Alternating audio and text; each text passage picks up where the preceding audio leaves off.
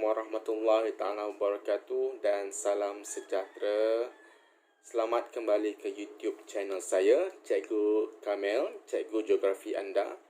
So hari ini kita akan sambung tajuk bagi Geografi tingkatan 2, tajuk bab 7, iaitu tajuk mengenai kepelbagaian iklim dan pengaruhnya terhadap kegiatan manusia di Asia. Video sebelum ini, video yang pertama untuk bab yang ketujuh ini, kita telah bincangkan tentang ciri-ciri iklim di zon Asia mengikut zon-zon yang tertentu. So, seperti biasa sebelum kita mulakan, sila pastikan anda ada bersama-sama dengan buku teks anda pada sekarang ini, pada waktu sekarang, di mana seperti biasa geografi kita sangat-sangat memerlukan buku teks untuk pemahaman yang lebih lanjut. Dan juga jika ada apa-apa soalan, jangan segan silu untuk terus komen di bahagian bawah untuk saya respon soalan-soalan anda untuk anda lebih tahu lebih lanjut mengenai tajuk ini. Alright. Kita pergi ke tajuk yang pertama, 7.3, iaitu zon iklim sejuk. Zon iklim sejuk hanya ada satu sahaja iklim yang kita bincangkan pada video yang sebelum ini, iaitu iklim tundra, di mana kawasan di iklim tundra ini adalah kawasan yang berhampiran dengan kawasan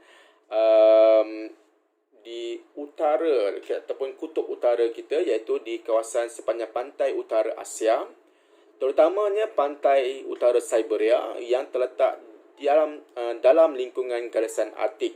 Seperti yang kita belajar semasa di tingkatan 1, kita ada 5 garisan latitude, dan garisan Arktik ni adalah garisan yang paling atas sekali.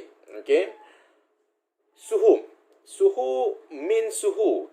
Sebelum saya terangkan lebih lanjut, kita nak ingatkan semula apa itu min suhu. Min suhu adalah purata, average suhu tahunan. Kalau suhu tahunan, kita akan ambil suhu setiap bulan selama 12 bulan ini dan kita akan bahagikan dengan 12. So kita akan dapat average, purata bagi suhu tahunan. Kalau suhu harian pula, kita akan ambil 30 bacaan suhu setiap hari dan kita akan bahagikan dengan 30 untuk mendapatkan bacaan suhu harian. Min suhu harian. Alright, min suhu tahunan di iklim tundra ini adalah negatif 14 darjah Celsius. Sangat-sangat sejuk.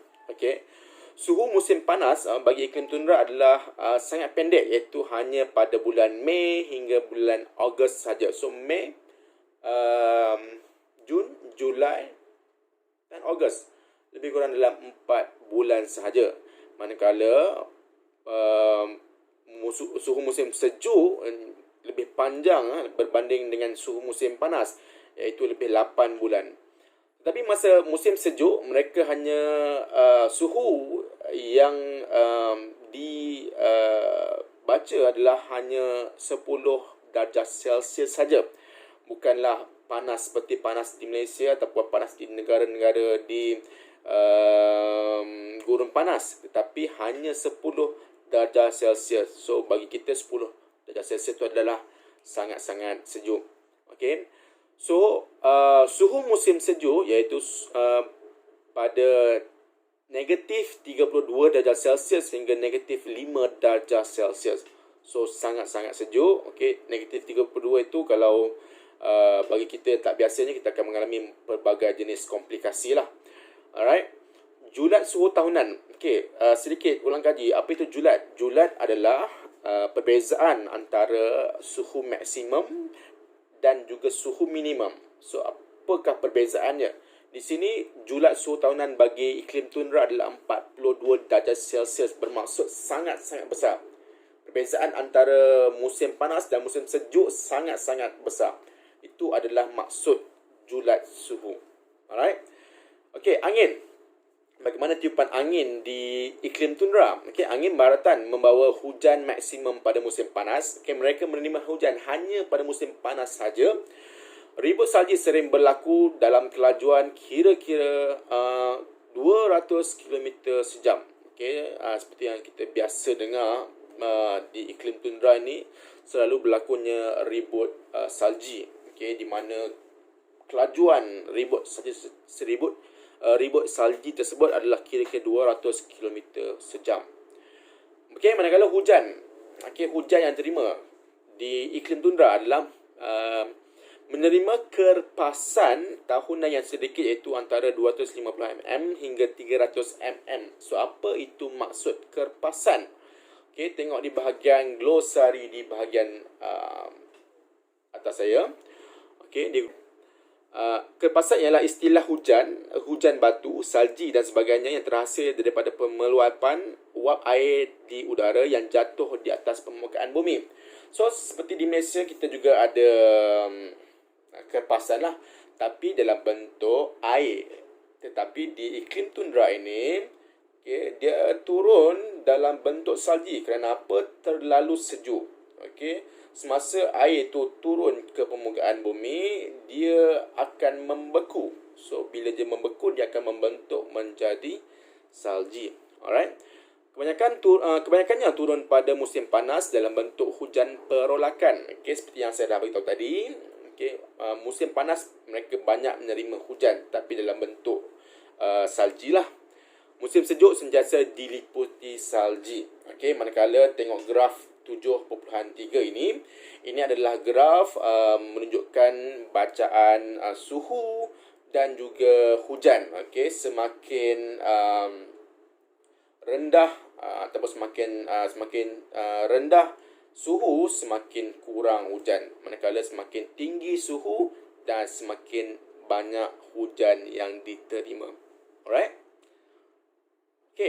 So, kita pergi ke muka surat yang seterusnya, iaitu muka surat 111, di mana kita tengok pengaruh iklim tundra terhadap kegiatan manusia. Seperti yang saya dah beritahu tadi, ada beberapa kegiatan yang kita akan bincangkan untuk setiap iklim. So, iklim tundra ini ada dua kegiatan yang penting bagi survival mereka, untuk mereka meneruskan hidup. Iaitu yang pertama ialah perikanan, dan yang kedua adalah pemburuan. So, adakah mereka menggunakan kegiatan ini untuk menjana pendapatan, untuk mereka pasarkan ataupun mereka berjual beli? Tengok yang pertama, perikanan. Ikan ditangkap untuk keperluan sendiri, manakala ia adalah untuk sumber protein penduduk. So, mereka menangkap ikan bukan untuk dijual di pasar, tetapi lebih kepada untuk keperluan makanan harian mereka. Lokasi kegiatan adalah di sekitar utara Siberia. Pengaruh iklim. Pada musim panas, kegiatan menangkap ikan paus, ikan cod dan juga ikan salmon dijalankan. Ikan paus ditangkap menggunakan harpun. Kalau kamu tengok di atas ni, saya ada sharekan beberapa gambar harpun ataupun alat senjata yang digunakan untuk menangkap ikan paus. Alright, aktiviti yang kedua adalah aktiviti pemburuan. Mereka juga menjalankan aktiviti pemburuan untuk mencari atau memburu haiwan-haiwan untuk dijadikan sebagai makanan dan juga untuk dijadikan sebagai keperluan harian mereka lah, seperti pakaian, untuk dijadikan sebagai kemah dan sebagainya. Alright. Hasil buruan membekalkan daging sebagai sumber makanan, kulit untuk membuat kayak, kemah dan juga pakaian. Tulang haiwan-haiwan ini adalah untuk membuat rangka kemah dan lemak untuk menyalakan pelita serta memanaskan iglu. Lokasinya adalah di Siberia Utara. Dan juga pekerjaan orang Eskimo, orang-orang yang tinggal di kawasan iklim tundra ni, kita panggil orang-orang Eskimo, berubah mengikut musim. Pada musim sejuk, mereka akan memburu binatang seperti walrus, singa laut, serigala dan rusa kutub karibu. Kalau kamu tengok gambar di atas dalam buku teks itu ada walrus ataupun singa laut. So, tolong bezakan antara singa laut dan juga anjing laut dan juga haiwan-haiwan yang seakan-akan sama seperti spesies mereka. Alright? Sebenarnya kawasan iklim tundra ni adalah kawasan yang mempunyai populasi penduduk yang sangat-sangat sedikit. Sangat-sangat rendah. tanpa melengahkan masa, kita akan pergi ke tajuk yang seterusnya, iaitu tajuk 7.4, iaitu zon iklim sejuk sederhana. So, kawasan adalah kawasan China Utara, Korea Utara dan juga Jepun. Okay. Min suhu tahunan adalah antara 9 darjah Celsius hingga 17 darjah Celsius. Suhu musim panas adalah sederhana panas, iaitu antara 21 hingga 26 darjah Celsius. Manakala suhu musim sejuk ialah sangat sejuk, panjang dan kering, iaitu kira-kira negatif 6 darjah Celsius hingga 10 darjah Celsius. So, bila tengok perbezaan antara suhu maksimum dan juga suhu minimum ini, dia lebih kecil lah berbanding dengan iklim tundra tadi. So, julat suhu tahunan hanyalah 20 hingga 30 darjah Celsius sahaja. Okey, angin. Okey, arus sejuk merendahkan suhu di kawasan pantai Jepun, pantai China, Korea Utara dan juga Siberia. Suhu dingin adalah kering kerana angin monsun barat laut bertiup dari darat. Hujan. Adakah hujan banyak? Okey. Hujan tahunan antara 500 mm hingga 1000 mm. Okey, hujan turun sepanjang tahun. Hujan lebih banyak pada musim panas, manakala salji turun pada musim sejuk. Hujan maksimum dibawa oleh angin monsun tenggara pada musim panas. So, hujannya tidak terlalu banyak dan tidak terlalu sedikit. Sederhanalah. Okay, sesuai untuk kawasan 4 musim. Alright, so graf 7.4 di atas menunjukkan bacaan suhu dan juga hujan. So, sama seperti tadi, semakin tinggi suhu, semakin banyak hujan. Semakin rendah suhu, semakin sedikit bacaan hujan. Alright, kegiatan manusia di iklim Laurentia, okey. Seperti tadi juga, mereka ada kegiatan ataupun aktiviti perikanan, tetapi disebabkan oleh perubahan musim, ada hujan yang banyak, tanah yang sangat sesuai, mereka ada satu kegiatan iaitu kegiatan pertanian yang dijadikan sebagai kegiatan utama di negara-negara iklim Laurentia. Okey, tengok yang pertama, kegiatan pertanian, pengeluaran makanan untuk penduduk setempat. Okey, lokasi kegiatan adalah seperti di Hokkaido, Jepun, dataran Manchuria, China dan juga Korea Utara. Suhu musim panas yang sederhana iaitu 20 darjah Celsius dan suhu musim sejuk 10 darjah Celsius, sesuai untuk penanaman gandum, kentang, sayur-sayuran dan juga buah-buahan. Okay, so seperti di Malaysia, kita ada Cameron Highland, di mana Cameron Highland ini juga adalah lokasi yang sangat sesuai untuk tanaman sayur-sayuran dan buah-buahan. Kerana apa? Suhu berhawa sederhana di sana sangat sesuai untuk penanaman tumbuh-tumbuhan tersebut. Alright. Jumlah hujan tahunan kira-kira 1000 mm menggalakkan pertumbuhan tanaman. Okey, seperti kita tahu, pertanian ini memerlukan air yang banyak, okey, dan juga disebabkan oleh kawasan iklim Laurentia ini menerima hujan yang banyak. So, ia akan menggalakkan pertumbuhan tanaman yang lebih baik. Okey, yang kedua, iklim Laurentia, mereka ada kegiatan perikanan. Okey, penangkapan ikan adalah untuk pasaran tempatan dan luar negara. Berbeza dengan iklim tundra sebentar tadi, di mana iklim Laurentia ini mereka tangkap ikan untuk dipasarkan, untuk dijadikan sebagai sumber ekonomi mereka untuk pasaran tempatan dan juga pasaran luar negara. Sepanjang pantai negara Jepun, pelabuhan perikanan utama di Jepun ialah Hokkaido, Wakkanai dan juga Kushiro. Okay. Dan pantai Jepun terletak di persimpangan arus panas Kurashio dan arus sejuk Oyashio yang menggalakkan pertumbuhan plankton. Okay. Plankton adalah antara makanan hidupan laut. So, jika banyak plankton, bermaksud akan ada banyak sekali hidupan laut yang ada di kawasan tersebut. So, nelayan ini, of course lah, mereka lebih suka untuk hidupan laut ini berada di kawasan tersebut. Okay. Laut di sekeliling Jepun kaya dengan hasil laut. Kegiatan perikanan dijalankan pada musim bunga dan juga musim panas. Okay. Mereka jarang untuk pergi ke laut pada musim sejuk kerana keadaan cuaca dan juga keadaan suhu yang tidak sesuai untuk kegiatan perikanan. Okay.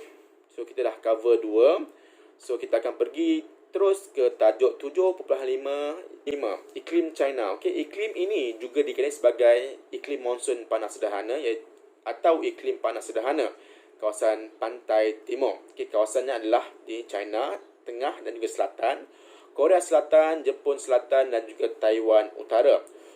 Min suhu tahunan lebih berhawa sederhana iaitu 15 darjah Celsius. Suhu musim panas kira-kira 28 darjah Celsius, okey, pada bulan Mei hingga bulan September. Suhu musim sejuk, sederhana sejuk dan kering dengan suhu kira-kira 5 darjah Celsius iaitu pada bulan Oktober hingga bulan April. Julat suhu tahunan melebihi 25 darjah Celsius. Okey, so suhu di kawasan iklim China ni adalah lebih dingin, lebih berhawa sederhana berbanding dengan kita yang berada di Malaysia. Okay, angin monsun tenggara bertiup ke kawasan tekanan rendah pada musim panas dan membawa hujan lembat.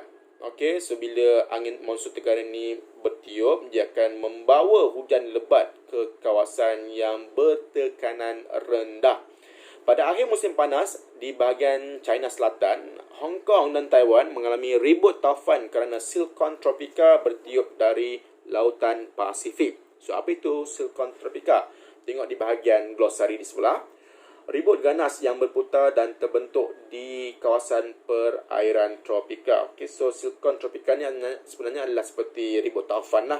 Tetapi ribut taufan di kawasan perairan ataupun kawasan laut. Alright. Okey, hujan. Mereka menerima hujan yang agak banyak iaitu kira-kira 508 mm hingga 1520 mm. Kebanyakan hujan turun dalam bentuk hujan siklon. So, apa itu hujan siklon? Hujan siklon adalah hujan yang disebabkan oleh udara yang panas, yang lembab. Udara panas yang lembab bergerak ke kawasan udara yang lebih sejuk. Okey. Graf di atas 7.2 adalah menunjukkan bacaan suhu dan hujan di kawasan negara China. Okey, seperti biasa, semakin tinggi suhu, semakin tinggi suhu, semakin banyak hujan. Semakin rendah suhu, semakin kurang bacaan hujan. 115. Di mana kita akan tengok pengaruh iklim China terhadap kegiatan manusia. Okey, ada dua pengaruh ataupun kegiatan yang terdapat di iklim China ini. Yang pertama adalah pertanian dan yang kedua adalah penternakan. Okey, so kita tengok apa perbezaan pertanian di iklim China ni dan juga iklim Laurentia yang kita bincangkan sebentar tadi. Adakah mereka juga menanam gandum seperti iklim Laurentia? Okey, kegiatan pertanian, penanaman padi dan gandum sebagai sumber makanan penduduk. So, sama seperti tadi. Okey, sama seperti iklim Laurentia disebabkan oleh suhu yang dingin, bacaan hujan yang agak banyak. So, mereka juga sangat sesuai untuk menanam tanaman gandum dan juga ada padi ya.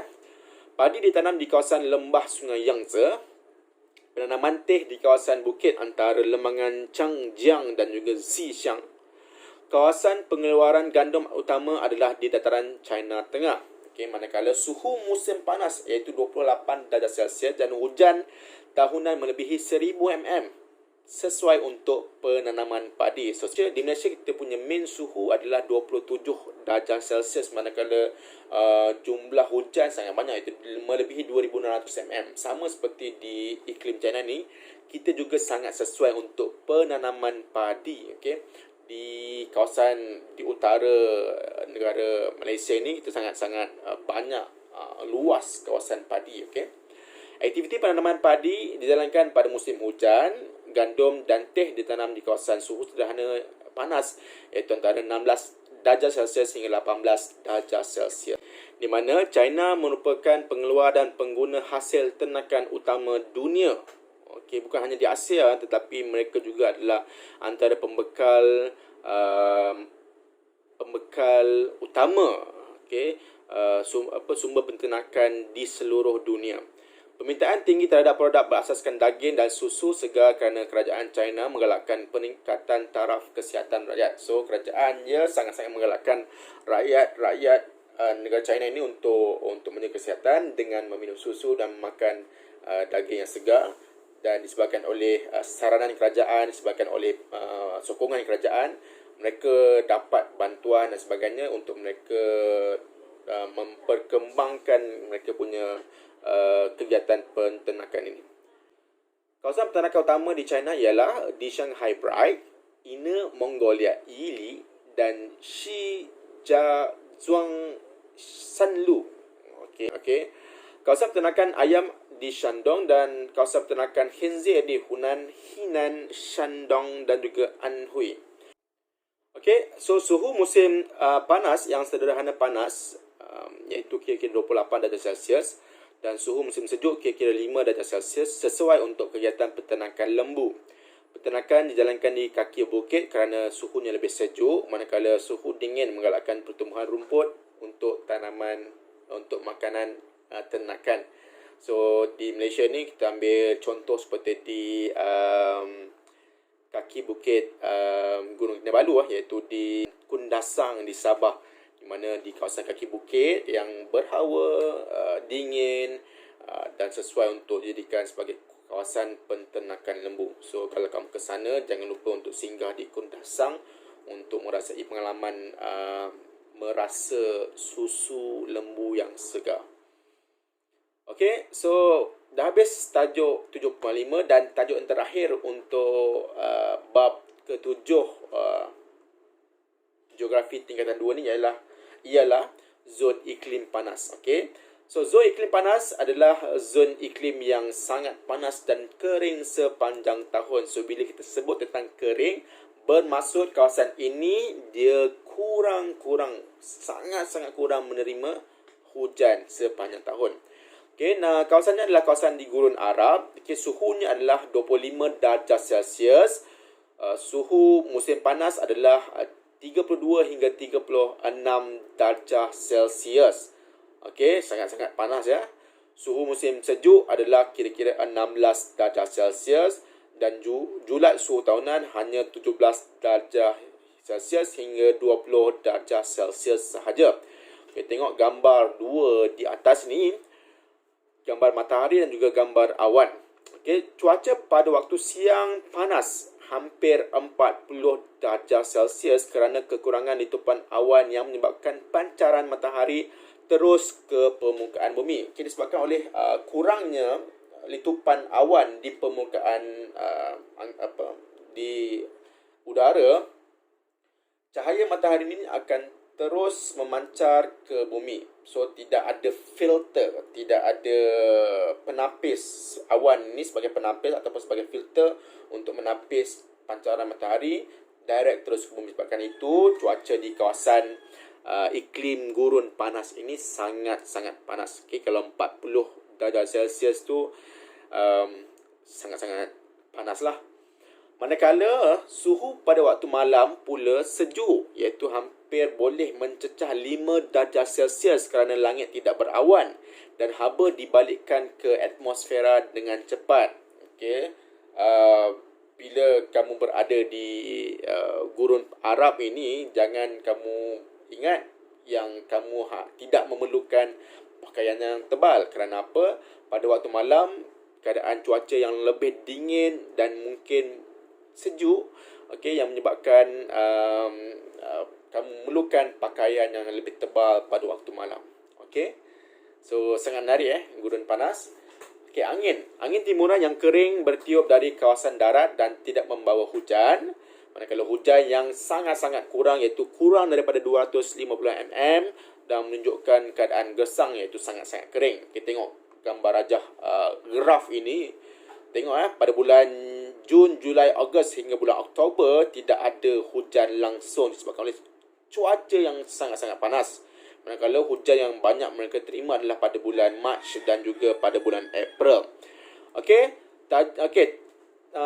page yang terakhir, muka surat terakhir iaitu muka surat 117, pengaruh iklim gurun panas terhadap kegiatan manusia. Okey, terdapat dua kegiatan yang sangat popular di Gurun Arab ini.